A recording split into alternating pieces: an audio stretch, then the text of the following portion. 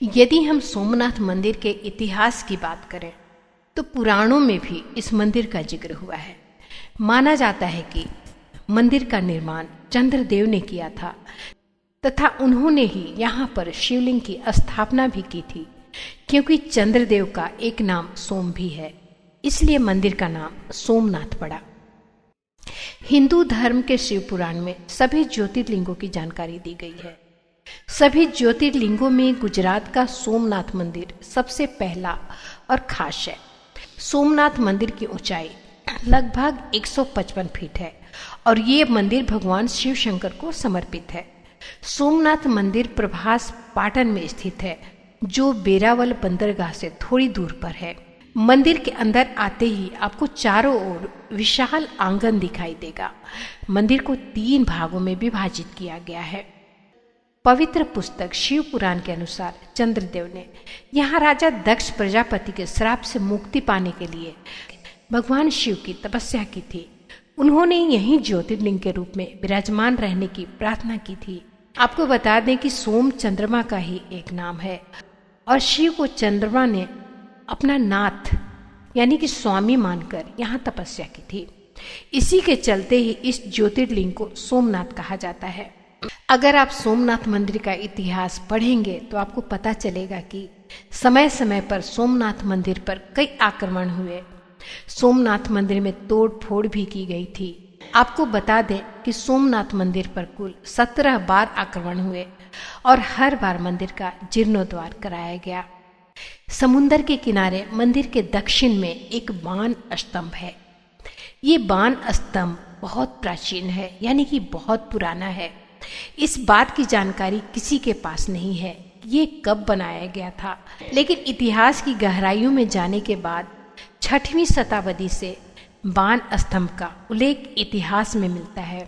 इसके जानकार बताते हैं कि बाण स्तंभ जो है एक दिशा दर्शक स्तंभ है, जिसके ऊपरी सिरे पर एक तीर बनाया गया है जिसका मुंह समुद्र की ओर है। इस बाण स्तंभ पर लिखा है आसमुद्रान दक्षिण ध्रुव पर्यंत अवाधित ज्योतिर्मार्ग।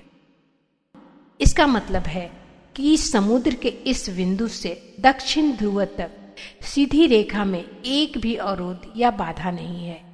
इस पंक्ति का सरल अर्थ यह है कि सोमनाथ मंदिर के उस बिंदु से लेकर दक्षिण ध्रुव तक अर्थात अंटार्कटिका तक एक सीधी रेखा खींची जाए तो बीच में एक भी पहाड़ या भूखंड का टुकड़ा नहीं आता। गुजरात प्रांत के कठियावाड़ क्षेत्र में समुद्र के किनारे सोमनाथ नामक विश्व प्रसिद्ध मंदिर में यह ज्योतिर्लिंग स्थापित है। पहले यह क्षेत्र प्रभास क्षेत्र के नाम से जाना जाता था। यहीं भगवान श्री कृष्ण ने जरा नामक व्याध से बाण को निमित्त बनाकर अपनी लीला का संवरण किया था। यहाँ के ज्योतिर्लिंग की कथा का पुराणों में इस प्रकार से वर्णन है। दक्ष प्रजापति की 27 कन्याएं थीं। उन सभी का विवाह चंद्रदेव से हुआ था, किंतु चंद्रमा का समस्त अनुराग व प्रेम उनमें से केवल रोहिणी के प्रति ही रहता था। उनके इस कृत्य से दक्ष प्रजापति की अन्य कन्याएं बहुत अप्रसन्न रहती थीं। उन्होंने अपनी यह व्यथा अपने पिता को सुनाई। दक्ष प्रजापति ने इसके लिए चंद्रदेव को अनेकों प्रकार से समझाया, किंतु रोहिणी के वशीभूत उनके हृदय पर इसका कोई प्रभाव नहीं पड़ा। अंततः दक्ष ने क्रुद्ध होकर उन्हें क्षयग्रस्त हो जाने का शाप दे दिया। इस शाप के कारण चंद्रदेव तत्काल क्षयग्रस्त हो गए। उनके क्षयग्रस्त होते ही पृथ्वी पर सुधा शीतलता वर्षण का उनका सारा कार्य रुक गया। चारों ओर त्राही त्राही मच गई।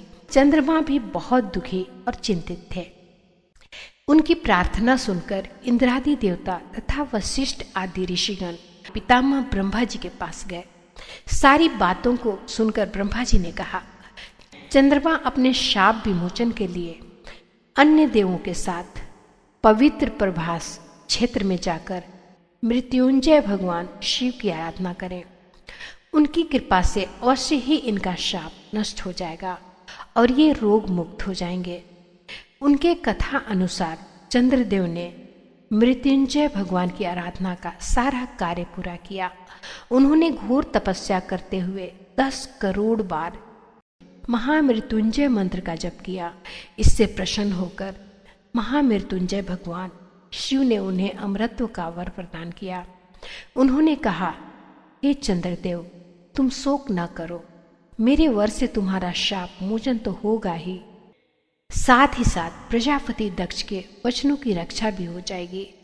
कृष्ण पक्ष के प्रतिदिन तुम्हारी एक एक कला क्षीण होगी, किंतु पुनः शुक्ल पक्ष में उसी क्रम से तुम्हारी एक एक कला बढ़ जाया करेगी। इसी प्रकार प्रत्येक पूर्णिमा को तुम्हें पूर्ण चंद्रत्व प्राप्त होता रहेगा। चंद्रमा को मिलने वाले इस वरदान से सारे लोगों के प्राणी प्रसन्न हो उठे। सुधाकर चंद्रदेव पुनः 10 दिशाओं में सुधा वर्षण का कार्य पूर्वतः करने लगे। शाप मुक्त होकर चंद्रदेव ने अन्य देवताओं के साथ मिलकर महामृत्युंजय भगवान से प्रार्थना की, आप माता पार्वती के साथ सदा के लिए प्राणों के उदारार्थ यहाँ निवास करें। भगवान शिव उनकी इस प्रार्थना को स्वीकार करके ज्योतिर्लिंग के रूप में माता पार्वती जी के साथ तभी से यहाँ रहने लगे।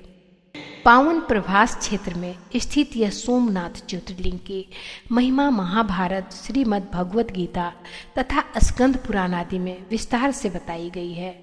चंद्रमा का एक नाम सोम भी है। उन्होंने भगवान शिव को अपना नाथ यानी कि स्वामी मानकर यहाँ तपस्या की थी, अतः इस ज्योतिर्लिंग को सोमनाथ कहा जाता है। इसके दर्शन, पूजन, आराधना से भक्तों के जन्म जन्मांतर के सारे पाप और दुष्कृत्य विनष्ट हो जाते हैं। वे भगवान शिव और माता पार्वती की अक्षय कृपा का पात्र बन जाते हैं। मोक्ष का मार्ग उनके लिए सहज ही सुलभ हो जाता है। उनके लौकिक परलौकिक सारे कृत्य स्वमेव सफल हो जाते हैं। भारतीय उपमहाद्वीप के पश्चिम में अरब सागर के तट पर स्थित आदि ज्योतिर्लिंग श्री सोमनाथ महादेव मंदिर की छटा ही निराली है। यह तीर्थ स्थान देश के प्राचीनतम तीर्थ स्थानों में से एक है और इसका उल्लेख स्कंद पुराण, श्रीमद् भागवत गीता, शिव पुराणम आदि प्राचीन ग्रंथों में भी है। वहीं ऋग्वेद में भी श्री सोमनाथ महादेव जी की महिमा उल्लेख है। यह लिंग शिव के 12 ज्योतिर्लिंगों में से पहला ज्योतिर्लिंग माना जाता है। ऐतिहासिक सूत्रों के अनुसार आक्रमणकारियों ने इस मंदिर पर 6 बार आक्रमण किया। इसके बाद भी इस मंदिर का वर्तमान अस्तित्व इसके पूर्ण निर्माण के प्रयास और सांप्रदायिक सद्भावना का ही परिचायक है। 7वीं बार यह मंदिर कैलाश महामेरु प्रसाद शैली में बनाया गया। इसके निर्माण कार्य से सरदार वल्लभ भाई पटेल भी जुड़े रह चुके हैं। यह मंदिर गर्भगृह, सभा मंडप और नृत्य मंडप 3 प्रमुख भागों में विभाजित है। इसका 150 फुट ऊंचा शिखर है। इसके शिखर पर स्थित कलश का भार 10 टन है और इसकी ध्वजा 27 फुट ऊंची है। इसके अबाधित समुद्र मार्ग दृष्टांत के विषय में ऐसा माना जाता है कि यह समुद्री मार्ग परोक्ष रूप से दक्षिणी ध्रुव में समाप्त होता है। यह हमारे प्राचीन ज्ञान व सूझबूझ का अद्भुत साक्ष्य माना जाता है। इस मंदिर का पुनर्निर्माण महारानी अहिल्याबाई ने करवाया था। तो आज हमने भगवान सोमनाथ मंदिर से जुड़ी कुछ रहस्यों का वर्णन आपके सामने किया, यानी आपसे हमने शेयर की।